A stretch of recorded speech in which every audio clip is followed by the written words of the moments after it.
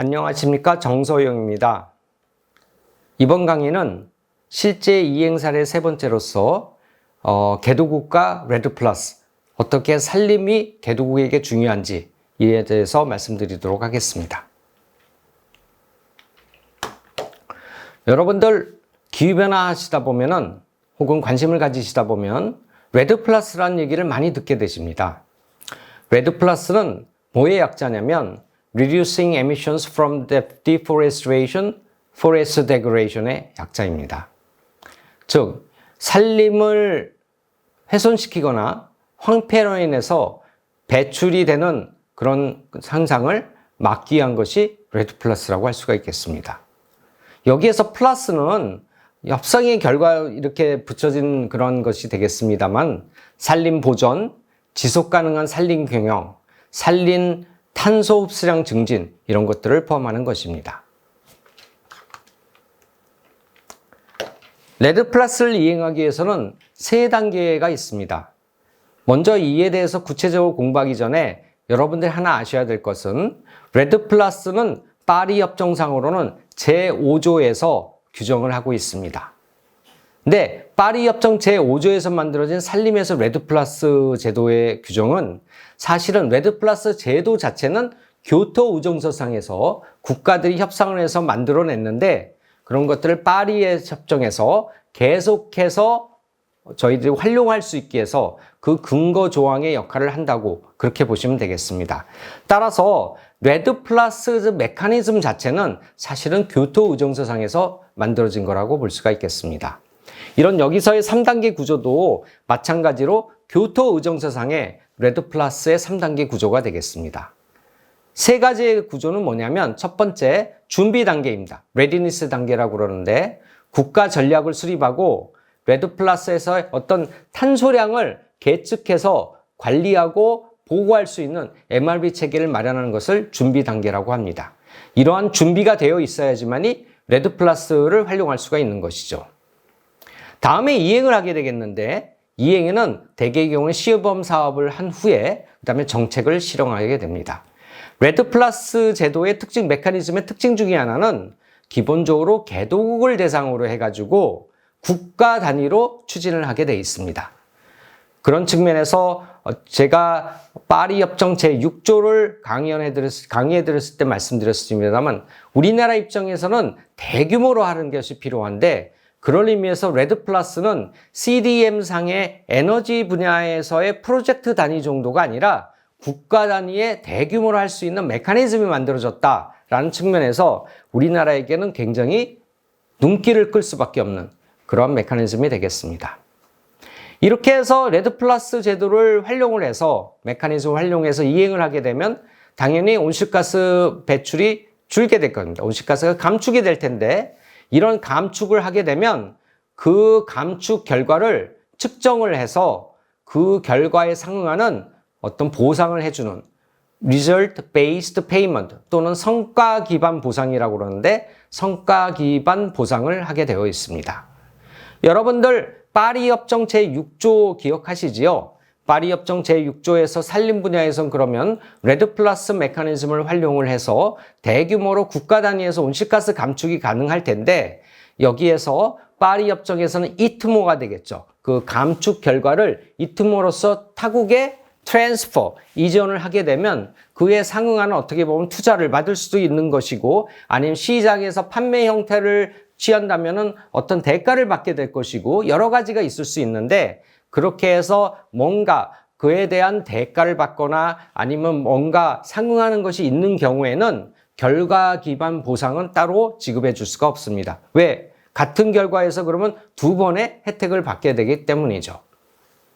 다시 말씀드리면 만약 결과 기반 보상을 받게 되면 그 국가의 레드플러스 결과 기반 보상의 근거가 된 그러한 크레딧의 양만큼은 그 크레딧은 이트모로 전환이 돼서 다른 나라로 트랜스퍼, 이전되기는 불가능할 것입니다. 레드플러스의 국제적인 위상 측면에서 다시 한번 말씀을 드려보면 파리 협정 5조에서 레드플러스를 명시하고 있다. 근데 레드플러스에서 바르샤바 메커니즘 자체는 교토 의정서상에서 합의가 된 것이다. 레드 플러스는 산림 부분은 NDC에 포함이 가능합니다. 보통 흡수원이라고 부르죠. sequestration 이런 단어도 쓰기도 합니다. 그래서 NDC에 포함이 가능해서 국가 인벤토리상 이런 흡수원 분야의 인벤토리를 개발해서 거기에 반영할 수가 있습니다.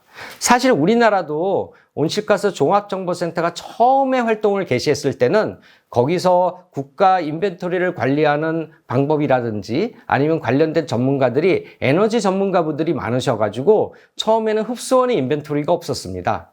그래서 지금은 당연히 잘 갖춰져 있겠지만 그 이유는 이러한 레드 플러스를 활용한 어떤 흡수원에서의 우리가 인벤토리 관리의 방법론은 에너지와 같은 분야와는 조금 다르기 때문에 그렇습니다. 그 다음에 레드 플러스를 통해서 공여국과 수혜국 간의 협력이 확대가 가능합니다. 노르웨이, 독일, 우리나라 등이 레드 플러스를 잘 활용하기로 유명한 그런 대표적인 국가가 되겠습니다.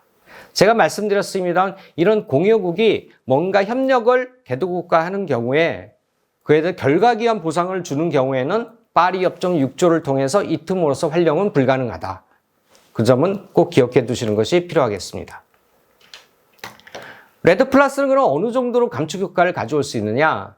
산림은 전 세계 온실가스 배출에서 한 20에서 25%에 해당을 한다고 합니다.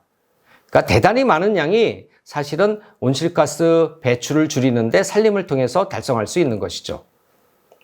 산림 훼손을 방지를 한다는 것은 뭐냐면 즉각적인 감축 효과를 가져올 수 있다는 것입니다. 그렇기 때문에 개도국에서 우리나라 여러분들 예전에는 입산 금지 이런 편말이 붙었던 거 기억나시죠? 그런 것들이 바로 산림 훼손 방지를 위한 그러한 조치들이었고 이렇게 함으로써 즉각적인 온실가스 감축 효과를 가져올 수도 있을 것입니다. 생물 다양성 또는 지역 사이의 생계를 유지한다는 측면에서도 레드 플러스는 굉장히 중요한 역할을 하고 있습니다.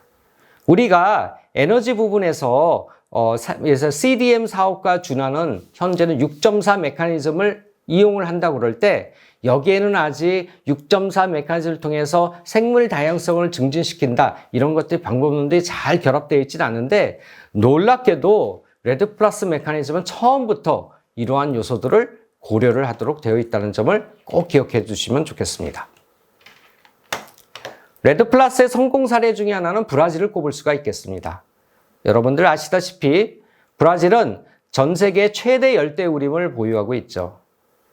요즘에는 탄소량을 관리를 하는데 위성을 많이 사용하고 있습니다. GIS 기술 이런 말 들어보셨죠? 그래서 위성을 통해 가지고 온실가스 산림 부분에서 배출이 어떻게 되고 있는지, 훼손이 어떻게 되고 있는 건지 이런 것들을 감시가 할 수 있고 훨씬 저렴한 비용에 훨씬 효과적으로 저희들이 모니터링이 가능하겠습니다.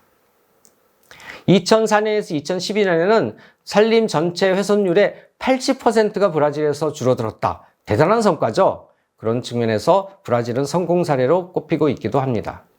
이러한 과정에서는 굉장히 다양한 그러한 결과기원 보상 내지 요즘에는 이 틈으로 이제 활용하는 것이 되겠죠. 그런 것들이 필요할 텐데 예컨대 국제 펀드를 만들어서 노르웨이 등을 통해서 아마존 기금을 조성을 해가지고 이런 브라질에 어떻게 보면 레드 플러스를 활용할 수 있도록 그렇게 촉진을 시키는 그런 노력들도 많이 있었습니다. 또 다른 중요한 사례로서는 우리들이 인도네시아를 한번 볼 수가 있겠습니다. 인도네시아가 여러분들 전 세계에서 열대우림 보유 순위라면 3위권이라는 거 아세요? 대단히 큰 나라입니다. 근데 아시다시피 야자유 산업, 즉 팜유라고 들어보셨죠? 이 산업이 확산됨으로써 산림 파괴가 심해졌고 이런 산림 파괴가 이루어진 게 이런 야자유 산업을 확산시키다가 산림을 전부 불태웠거든요. 불태워서 산림 파괴가 심해졌고 이게 단순히 기후변화 문제뿐만 아니라 연무 문제라고 그래가지고 동남아시아에서는 연기가 굉장히 심해서 다른 인접국에 피해를 주기도 했었습니다. 이런 인도네시아는 역시 산림에서 전 세계에서 가장 주도적인 역할을 하고 있는 노르웨이와 성과 기반 또는 결과 기반 보상을 받기 위한 협정을 체결한 바도 있습니다. 산불을 감시한다든지 지역사회 참여를 확대한다든지 인도네시아에 가보면 이 레드 플러스 제도를 활용하기 위해서 다양한 노력들을 하고 있습니다. 우리나라도 레드 플러스의 선도국이라고 말씀드렸죠. 다만 우리나라는 수혜국 차원이 아니라 개도국과의 협력을 하는 공여국 차원이 되겠습니다. 몽골, 베트남, 라오스 등 다양한 국가들과 이미 공동 프로젝트를 진행을 했거나 진행 중에 있기도 합니다. 이러한 노력들은 산림청, 코이카 등 다양한 정부기관에 의해서 주도가 되고 있죠. 앞에서 말씀드렸던 위성 기반의 MRV 기술을 제공하는 거라든지 또는 산림보건을 지원하는 이런 것들이 중요한 활동 내역이 되겠습니다. 요즘에는 제가 강조한 드린 대로 레드 플러스 성과 기반 지원을 연계한, 말하자면 이트모를 활용하는 그러한 6.2조와의 연계 가능성이 대단히 많이 검토가 되고 있을 뿐만 아니라 실제 사업이 진행되고 있기도 합니다. 라오스 같은 경우가 그 대표적인 예가 되겠죠. 아프리카 국가와는 예컨대 가본 같은 경우에는 우리나라와 가본 간에 기후변화 협력을 위한 양자협정도 체결이 되어 있습니다. 여러분들, 가봉이 전 세계에서 유일하게 산림 분야 관리를 통해서 국가 온실가스 감축 목표를 초과 달성한 나라라는 사실을 아시는지요? 이러한 점에 주목을 하고 2023년에 양자협정, MOU를 넘어서서 양자협정, 트리티에 해당하는 조약을 체결한 바가 있습니다. 그럼으로써 가봉의 레드 플러스 프로젝트와 이트모를 서로 활용하는 그러한 노력을 취하고 있었죠. 다만 당시에 그 구체적인 논의를 하기 직전에 가봉에서 정치적 쿠데타가 일어나는 바람에 그 추진이 지금 중단되어 있는 상태이긴 합니다만 앞으로 상황이 개선이 되면 다시 한번 적극적으로 고려를 해보면 어떨까 싶습니다. 그래서 향후에는 성과 기반 탄소 감축을 6.2조를 통해서 트랜스퍼를 시켜줘. 뭐를 트랜스퍼하는 거죠? 탄소 감축 결과가 이트모죠. 이트모를 우리나라로 이전시킬 수 있는 그런 노력들을 한번 해보면 좋을 것 같습니다. 레드 플러스 제도가 잘 활용되기 위해서는 몇 가지 도전적인 과제들을 해결할 필요가 있습니다. 막상 가서 보면 산림 관리를 하기 위해서는 누가 산림의 소유권을 가지고 어떻게 관리하는 문제가 되기 때문에 토지 권리 문제가 굉장히 중요한 사회적인 이슈입니다. 이거에 대해서는 제도가 잘 정리가 되어 있어야 되겠죠. 지역 주민의 참여가 필요하다. 그런 것들이 레드 플러스 메커니즘에서 활용하게 되어 있다. 제가 말씀드렸지 않습니까? 그래서 그런 것들 실제로 잘 일어날 수 있도록 하는 것이 중요합니다. 감축량 산정이 아직도 불명한 경우들이 있는데 모든 기술들을 잘 활용을 해서 정확한 감축량을 산정을 하고 그런 것들을 매니지하는 것들이 필요하겠습니다. 물론 파리 협정에서 또는 파리 협정 제6조 및 5조에서 중요하게 다루는 이중 계산을 방지하고 투명한 회계를 하는 것, 이런 것들 물론 중요하겠죠. 레드 플러스는 개도국에서 많이 활용이 되는 것이기 때문에 개도국에 있는 지역 주민들을 위한 다양한 혜택을 제공하게 되고 따라서 기후 정의 차원에서도 굉장히 중요합니다. 생계가 산림에 의존한 주민을 보호하기 위한 것이죠. 따라서 성과 기반 보상을 하는 경우에는 공정한 분배를 하는 것이 필수적입니다. 또한 원주민의 권리와 지속 가능성의 균형을 잡는 것도 중요하죠. 대개는 원주민의 경우에는 중앙정부로부터 독자적으로 자기들의 권리를 보호받기가 쉽지 않기 때문에 요즘에 레드 플러스 관련해서는 특히 원주민들을 어떻게 보호할 것인가, 이게 굉장히 중요한 화두로 되어 있습니다.